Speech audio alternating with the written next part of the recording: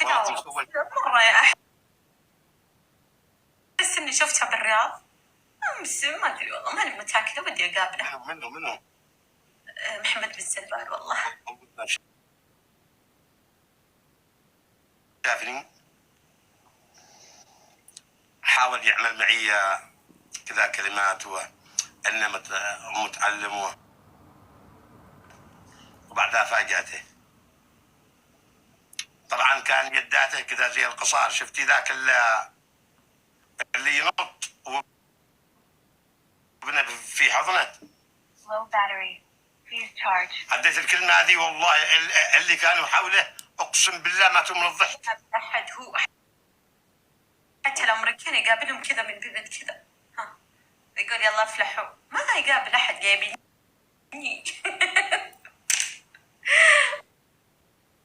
يا ربي. أمير ودين أنه عندما حلفت لك صدقي.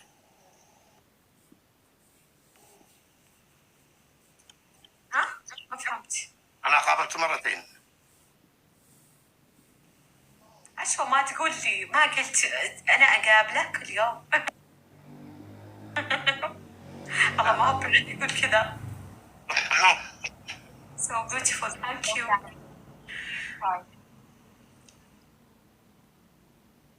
الشحن عندك لو باتري بليز شارج. السبيكرز.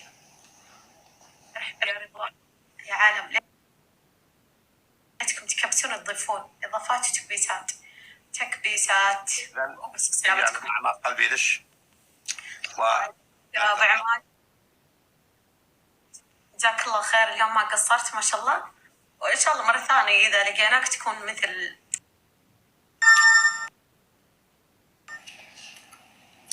وصلت ما أدري إلى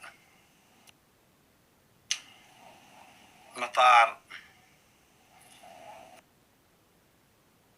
ما أدري في تنزانيا أو ماليزيا أو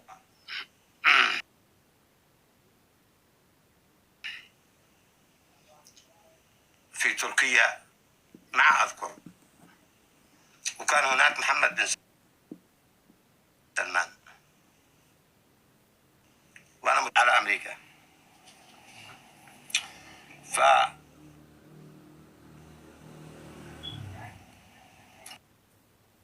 كان فوق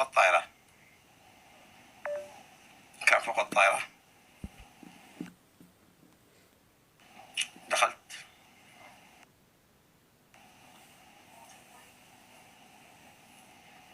هو قاعد بيتكلم كذا والطائرة دورين. طبعا أنا طلعت الدور الثاني.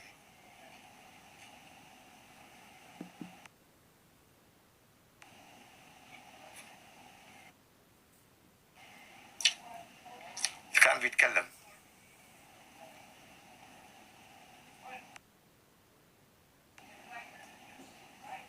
يعني من ومن أنا وهذا وذا إلى آخره. وكان هناك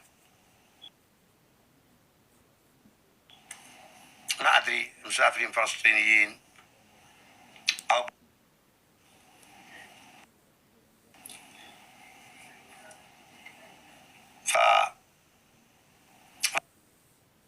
ضحكت معه شوية وإلى غير ذلك.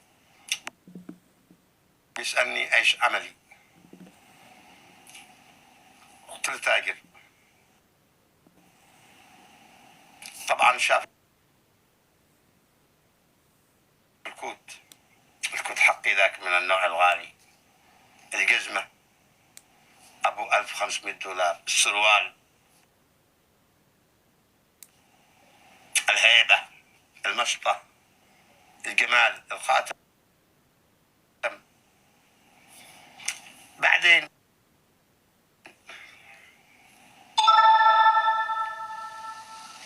كان بيتكلم فشفت أسرة فيها سرطان.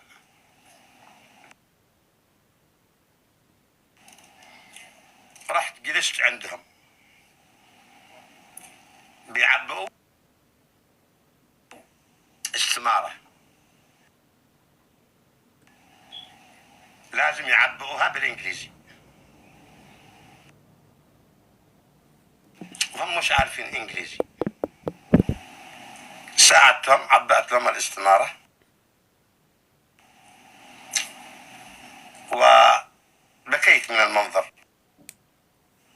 حطيت عنواني، بعدها وضعت في جيب كل واحد حاجة. جبت لهم،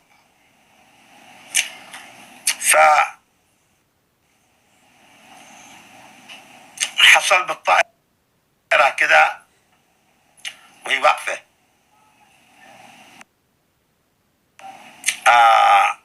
يعني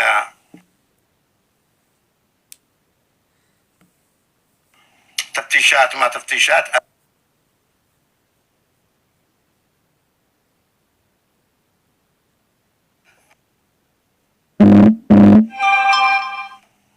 يعني أحد أبناء الملوك وأغنى بلد عربي لم يلتفت إلى المساكين، ويمني مغترب التفت إليهم وساعدهم. هو بعدين قال لي تعال. ليش ساعد؟ قلت من مالي، من حقي، كما ساعد. قلت ايش اليك؟ قال وش عمل؟ قلت له انا تاجر. قال هذا محمد بن سلمان اللي بيقع يوم من الايام ملك السعوديه. قلت له حياك الله.